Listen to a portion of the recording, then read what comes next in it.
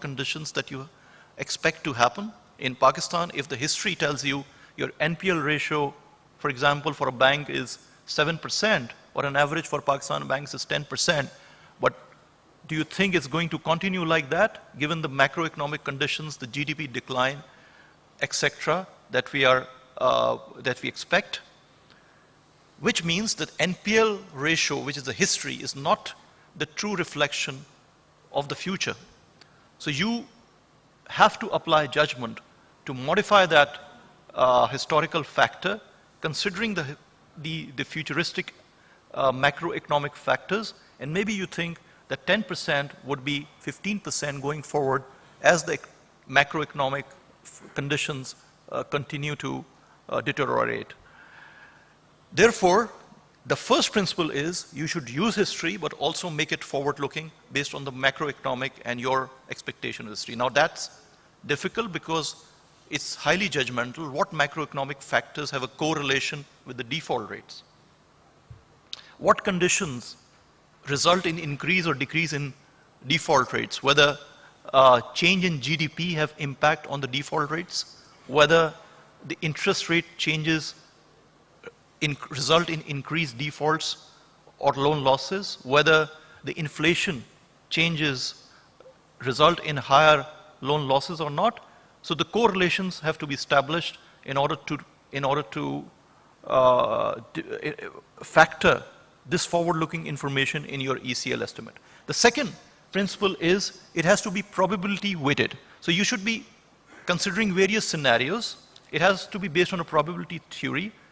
And I think many of you may be familiar with the probability of default theories which are used for the purposes of credit rating as well, for the purposes of Basel requirements as well. So the probability of default theory can be applied here because the standard requires you to base your estimates on the basis of probability weighted estimates and outcome. And the third is the time value of money. If you are expecting a loss in the future, it has to be present valued and before you make a provision for that. So these three principles needs to be kept in mind while making a loan loss provision on the basis of expected credit loss model. Now in practice, this is all theory. In practice, the way we do it, there are three factors that we need to estimate. A, what is the chances that a default will occur, which we refer to as the probability of default. So what are the chances that a loan will go into default? The probability of default can be worked out by using various statistical techniques, but by and large, it looks at the history. It studies the correlation between the different categories of loans. For example, how much of your one-rated loan or two-rated loans have gone into default in the past 5 years? How much from your non-investment grade loans have gone into default in the last 5 years? So it computes an average to set a starting point that this is the chances of default on your current portfolio based on the credit quality ratings that you assign. So you actually, by statistical techniques, you look at the loan loss experiences in the past to predict the future and to develop the probability of default estimates. So the first factor is, what are the chances that the loan will go into default? The second factor is, if the loan goes into default, how much is going to be the loss? Because you will not lose everything. You have collaterals. You will be able to recover certain cash recoveries through negotiation, through restructuring, rehabilitation, etc. So this is commonly referred to as loss-giving default. So how much is going to be the loss-giving default? And in Pakistan, we have a very unique history because we hold collaterals. Most of the lendings are based on collaterals, but the realization of collateral, virtually there is no history. The realization on the recoveries happen not because you have collaterals and you go to the courts and through court process or legal process you are able to sell the collateral to realize your loan, but in fact the recoveries happen because based on the collateral you bring the borrower on table to negotiate with you, and that results in cash recovery. So you hold some property as collateral, the loan goes into default. Typically, you sit on table, negotiate that this is the value of the property I can take over or I can hold, and the borrower start making you some recovery so that he's able to take back the collateral that you hold from, because the value of the property has gone up, etc. So the recoveries happen because of the presence of the collateral, but those recoveries are economic recoveries in terms of the cash that you realize and not necessarily through collateral realization. So what we can do is we can study the recovery history or recovery patterns of a bank or an institution to say that how much typically you have been able to recover for the loans that have gone into default in the past 5 years. So for example, if you study your NPLs, and the recoveries that have been made over a period of 5 to 7 years out of those NPLs, you may come to a recovery factor. So it may be 25%, 30%. Normally in Pakistan, the average recoveries, and this is also in the state bank statistics, is around, in the corporate loans, is around 30 to 35%. So 65% normally is lost when the loan goes into default, and you're only able to recover 30 to 35%. So which means 65% is a loan loss or loss-giving default factor when the loan goes into default. That factor has to be computed for each of the institutions separately based on its own recovery history. Yeah. Okay. Oh, I have to. I have only 5 minutes, so let's take that challenge. The third factor is exposure at default. We are not talking only of the exposures, because typically in the current regime we only talk about the outstanding balance as an exposure, but in case of banks you have off-balance sheet exposures as well, because you have given credit guarantees, credit substitutes, LCs, etc. For those contracts, expected credit loss needs to be estimated as well. So it's only not for on-balance sheet exposure, but also for off-balance sheet exposure, and also the credit limits that you have set for the borrower. So the credit limit may have disbursed, say, 70%, and 30% is still the committed loan. That commitment is also something which will be exposed to the credit loss, and therefore the ECL provision needs to account for that credit commitment as well. So the scope of ECL is much broader than compared to the credit loss provision that we are making today based on the outstanding principal balance. So expected credit loss is typically probability of default multiplied by the loss-giving default multiplied by the exposure at default. Okay? So if you have a loan, say with a probability of default of 10%, multiplied by 66% is going to be the loss-giving default, multiply by the exposure, maybe ₹1 million or 10 million rupees, will give you an ECL estimate. So these three factors have to be taken into consideration in developing an ECL estimate. Now, there are models developed, because ECL is not at one point in time. ECL is, say, if you have a loan over 3 years, you have probabilities of default over 3 years, and each installment has a probability of default. So you have to compute ECL or probability of default for those 20, 30 installments which are due in the future. So you calculate ECL on a futuristic basis, present value it to come to an ECL estimate today. But essentially, these are the critical factors which goes into that estimates. Okay.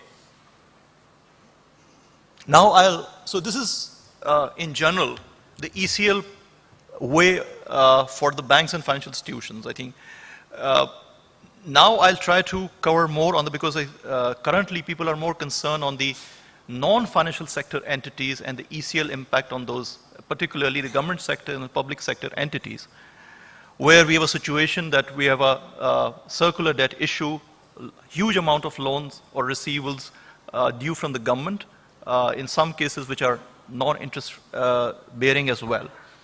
So the general approach is the approach that I just explained, that you have 3 buckets, stage 1, stage 2, stage 3. You make more provision for the loans which are stage 2, higher risk, and less provision for the loans which are stage 1, and impaired loans much higher provision on the basis of stage 3. And the stage 3 loans are just like NPL, they will attract the same amount of provision that you're doing today, so no much change there. For non-financial sector entities, there is a simplified approach which is present in IFRS 9, and as an accounting policy choice, any entity can choose a simplified approach versus a general approach if it operates in a non-financial sector entity. A simplified approach is normally applicable to the trade receivables that we have. The difference is that in a simplified approach, you are not required to track changes in the credit risk. So stage 1, stage 2, stage 3 is not required, because it is understood that normally non-financial sector companies do not have mechanisms to track the credit risk in a way that the financial sector entities have. So to make it simple, all ECL have to be lifetime. So whenever you want to make things simple, you have to exercise prudence and you have to be more conservative. So the cost of doing, or the cost of being simple, is that you have to increase the level of provision. So for all trade receivable, it has to be a lifetime expectation of credit loss, which needs to be estimated for determining the level of provision. But the approach of doing it is also simple. We may not have to go really into the probability of default theories, etc. What typically is done in a simplified approach is that we use a provisioning matrix. So you can study your, if you have a portfolio trade receivable, you can divide that portfolio into different buckets based on the different credit characteristics as per your business, based on geography, based on its past due status, based on its product type, etc. And then you can look at the loss factors. How much of those receivables were written off in the past, and as a result, what is the loss factor in each of those categories of receivables? So if you find out that receivables or trade receivables which are in the bucket of, say, 30 days plus, normally 10% of those receivables went into the default or were not recovered. So this is a 10% loss rate factor which can be associated with the 30 days bucket receivables, and similarly for 60 days and 90 days. So what you do is you prepare a provisioning matrix based on the loss rates that you've experienced over different categories of receivables, and you use that estimate. But before using that loss factor, you also look at the future factors. You have to make those loss estimates futuristic based on the future macroeconomic condition. For example, if you anticipate the business conditions to go down and therefore the default would increase in terms of your customers, therefore you need to increase or decrease that loss rate experience to make it more forward-looking, and then apply that loss factor on your receivables. So that is a simplistic approach, a provision matrix approach which is allowed. Time value of money is generally not considered under the simplistic approach because these are short-term receivables, and therefore IFRS 9 allows that practical expedient that you should not use a present value approach. So for trade receivable, it's simple. Now let me jump to the issue of circular debt. The circular debt is now as we are all mostly aware, that many of the public sector companies have large amounts due from the government, receivable from the government, and also they have large amounts which are payable to the government. And economically they are linked because entities, for example, PSO or OGDC, which is not, or IPPs, which are not able to recover from the government because of the liquidity issues, they also hold on the payments to other government entities. So there are liabilities also sitting for a long period of time which are not paid, and the view is that we will only be able to settle the liabilities once we receive recoveries in terms of our receivables. So contractually these receivables and payables are not linked. They both are due currently on demand, but they are linked in substance. Please keep that factor in mind. Now these receivables are guaranteed by the federal government in some of the cases. For example, receivables in case of IPPs, the tariff is guaranteed to the government, and therefore non-payment, the government is responsible. So these are guaranteed directly by the federal government in case of certain receivables, but some of the receivables are not guaranteed by the government, right? In case of banks and financial institutions where the receivables or where the loans are guaranteed by the government, there's a general consensus internationally that those sovereign debts, there is no ECL. But the government is considered, and government guarantee is considered as sovereign and will be realizable at all times. But bear in mind that those guarantees are for principal and interest both. So you're not losing time value of money. So it is considered that while there is a probability of default in case of a government, but there is no loss giving default because of the guarantee that you hold from the government. So applying this principle here, most of the loans which are, or receivables which are guaranteed with the principal and interest is guaranteed with the federal government, there seem not to be much issue.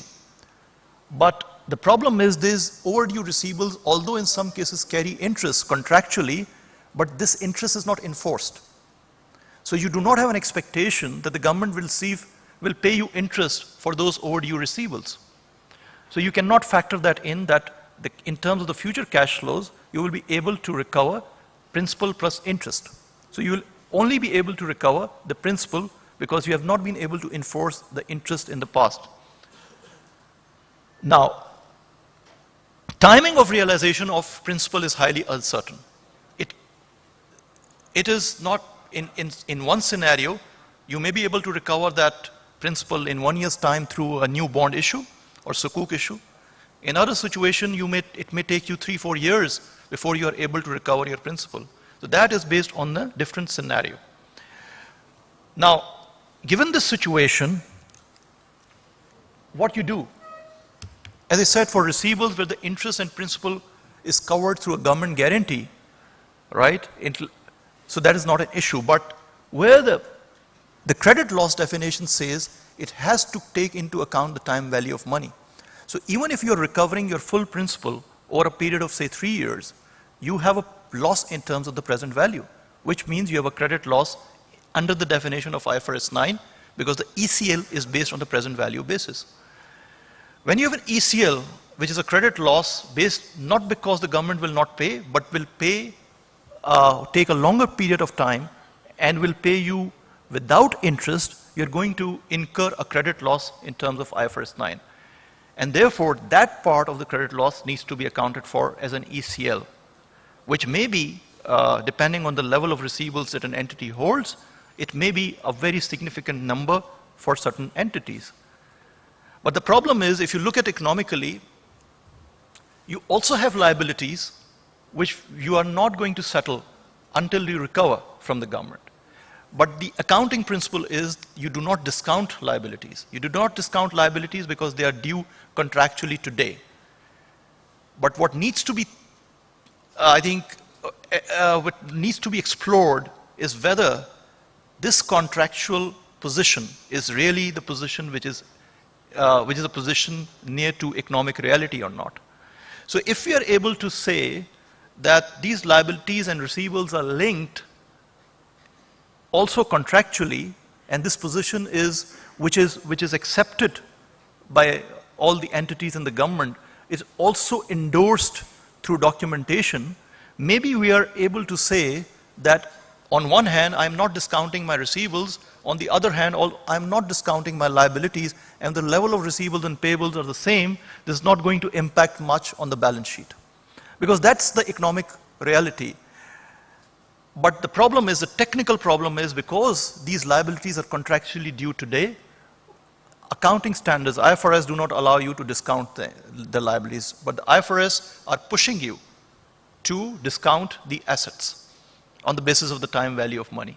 And as a result, the technical answer to this question is that yes, because of the timing issue, there should be an ECL provision which should be made by the public sector entities in terms of the credit circular debt issue.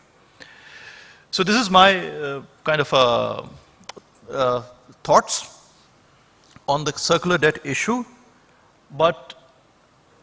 and how you do it. I think the second question is, okay, we need to book ECL, but how to estimate the cash flows? Now, it's like any other estimation. Estimates by their nature are judgmental. So you have to take probability theory into account, build different scenarios, assign probability. So you can have a scenario that in one scenario you are expecting the cash recoveries in 1 year time through a bond issue, in the other scenario in 2 years time, and in a worst case scenario 5 year time. Assign probability based on your judgment, calculate present value in all of those scenarios, and then multiply them to get the expected cash flow. The expected cash flow is going to be, and the difference between your contractual and expected cash flow is going to be your ECL. So it's doable, but it needs a judgment, but something which is involved